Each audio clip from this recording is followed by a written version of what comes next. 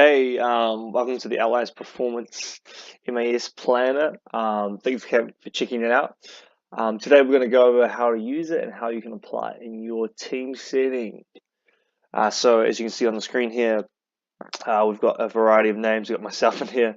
Apparently I'm a type forward, but hey, it's all good. How we do this is kind of based using off a Bronco test, so a 20, 40, 60 or 1200 meter shuttle. This can also be used for a linear time trial, but depending on what you'd like, you can adjust that. But the main thing, it has to be a time trial for it to work. What we do is we'll put in the distance as per so.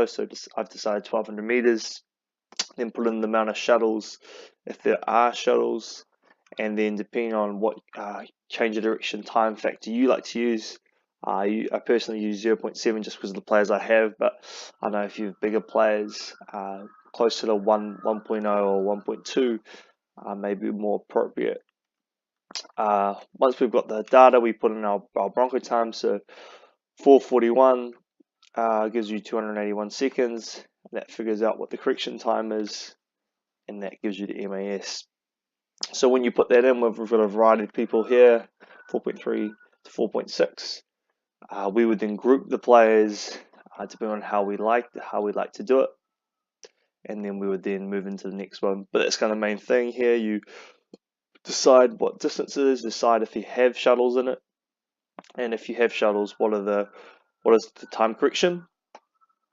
From there, we go into the normative data tab. So data without standards, it doesn't mean anything. So here I've got a few kind of MAS normative data from a variety of sports.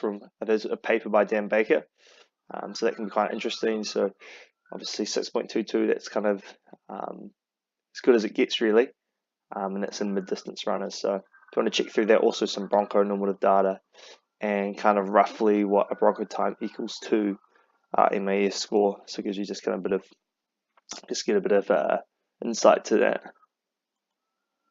This one is the prescription by time. So how this one work, we'd choose the percentage of MAS. So we'd firstly would put in what our positional groups is, how we'd group the MAS. So for example, let's say a lot of players around 4.4. For the outsides, we then use 4.4. Let's say we want to do a Eurofit, so 120% MAS. We would say we want the duration of time to be 15 seconds, and there's 0 shuttles, and we'll just do that just to mean so they would still work on this side. So practically that would mean that outsides would have to run 79 meters, inside 76, and as per usual. So that's the way you can do it. So that's if you're doing it by time. So if you want to prescribe a certain amount of MAS per time, this was the one you would like to do it. If you want to use the shuttle function, so let's say we're doing 100% of MAS for 100% of MAS. Let's say we're doing some longer ones, so 120, so you'll probably do 180 seconds, so a 3-minute interval.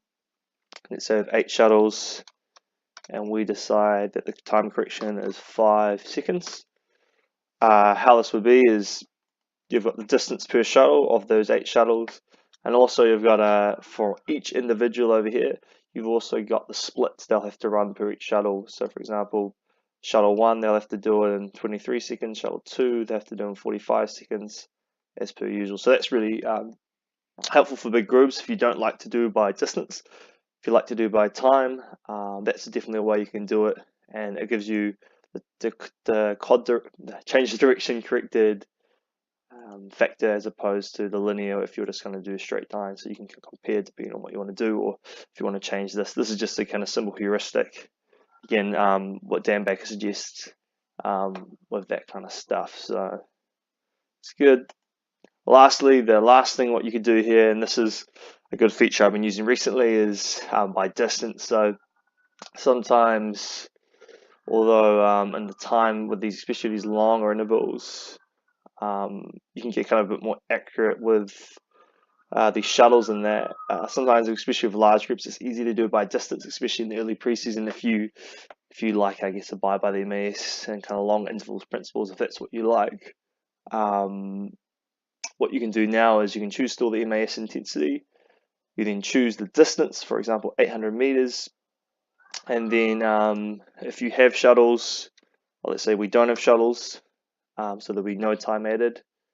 Outsides would then have to do it if they have an MAS of 4.4, we'll have to do the 803 minutes and 2 seconds.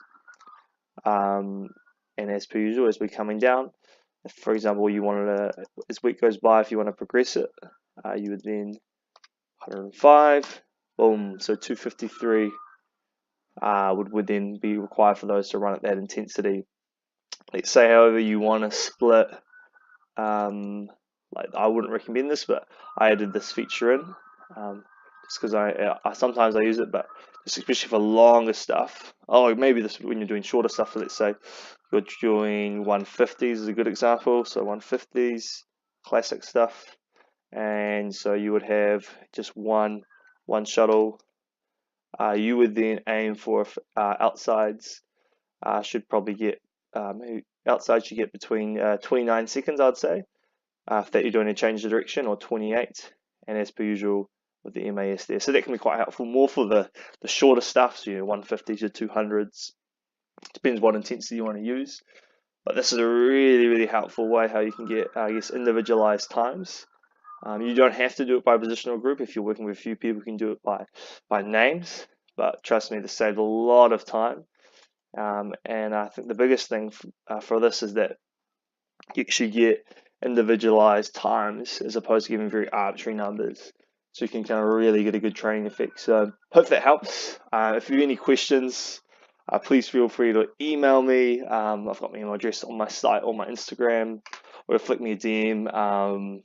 Please let me know how it goes. But otherwise, happy running, and hope your players enjoy the pain. Anyway, catch ya. Thanks so much.